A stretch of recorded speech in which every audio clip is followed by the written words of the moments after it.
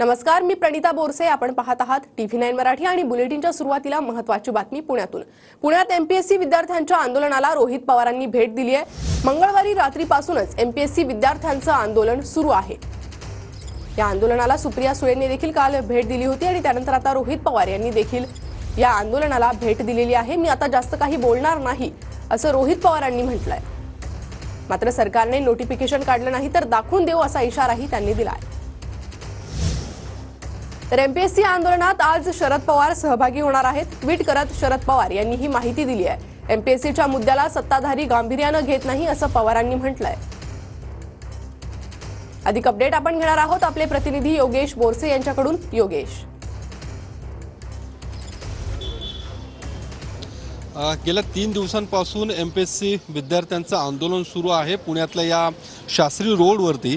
आणि या विद्यार्थ्यांचं म्हणणं आहे अर्थात IBPS आणि राज्य सेवा आयोगाची ज्या परीक्षा आहेत ते एकाच दिवशी आहेत, अर्थात 25 ऑगस्टला. तर यातला राज्य सेवा आयोगाचा पेपर आहे तो पुढे ढकलण्यात यावा अशा पद्धतीची मागणी या विद्यार्थ्यांची आहे. आणि हीच मागणी घेऊन हे विद्यार्थी या ठिकाणी आंदोलन करतात. आणि त्यासोबतच कृषी विभागाच्या ज्या काही जागा आहेत त्या राज्य सेवा आयोगामध्ये समाविष्ट करण्यात याव्या अशा पद्धतीची मागणीसुद्धा या सर्व विद्यार्थ्यांची आहे. आणि त्यामुळे आपण पाहू शकतो गेल्या 3 दिवसांपासून अर्थात परवा रात्री या आंदोलनाला सुरुवात झाली आणि कालसुद्धा हे आंदोलन सुरू होतं. आज सकाळी हे विद्यार्थी पुन्हा एकदा एकत्र आल्याचं आपल्याला पाहायला मिळतात.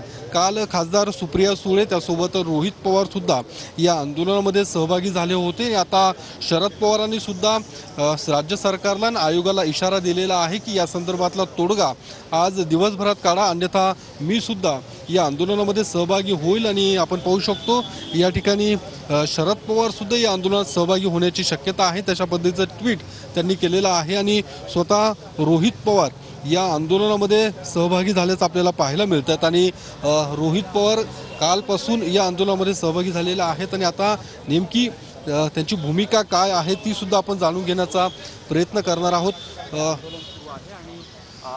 दादा, काय नेमकी भूमिका आहे तुमची? आज निर्णय येणं अपेक्षित आहे? नाही, निर्णय यावाच लागेल, कारण की हे विद्यार्थी 2 दिवसापासून आपल्या हक्कासाठी इथं बसलेले आहेत. हे जे आंदोलन आहे विद्यार्थ्यांच्या हितासाठी स्वतः उभं केलेलं आंदोलन. आम्ही सगळे फक्त पाठिंबा देण्यासाठी इथं आलेलो आहे. आता यांची मागण्या रास्त आहेत. यांचं म्हणणं आहे की आता हे जे काही बँकिंगबरोबर क्लॅश झालेली एक्झाम आहे ती पुढे ढकलावी.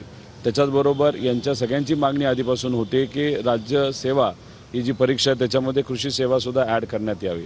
आता यांचा आन्सर पॅटर्नच जर बदलणार असेल, ऑब्जेक्टिव्हनं सब्जेक्टिव्ह जाणार असेल तर हा खूप मोठा बदल आहे. अनेक वर्षांपासून हे सर्व विद्यार्थी तिथं प्रयत्न करतात, अभ्यास करतात. पॅटर्न बदलला तर अडचण वाढू शकते. त्यामुळे यांची अपेक्षा आहे की हे ॲड व्हावं, जागा वाढाव्यात आणि ब आणि क याच्यात म्हणजे ज्या काही एक्झाम्स व्हायला पाहिजे, नाही तर ती पदं आहेत ती भरायला पाहिजे. ते गेले 1.5 वर्ष भरली नाही. त्यामुळे यांची अपेक्षा आहे एवढं की पुढे ढकला, त्याच्यात पदं वाढवा आणि निर्णय लवकर द्या. तर खरं तर काल संध्याकाळी हा निर्णय व्हायला पाहिजे होता, तो झाला नाही. आज सकाळी 10 वाजता आम्ही करतो असं सांगितलं. आता आयोगातले सर्व सदस्य असतील, नाहीतर सरकारमधले सर्व सदस्य जर त्यांचा व्यायाम झाला असेल, त्यांचा सकाळचा चहा झाला असेल, नाश्ता झाला असेल, जिम झाला असेल, तर आता अपेक्षा आहे की ते आयोगामध्ये जा.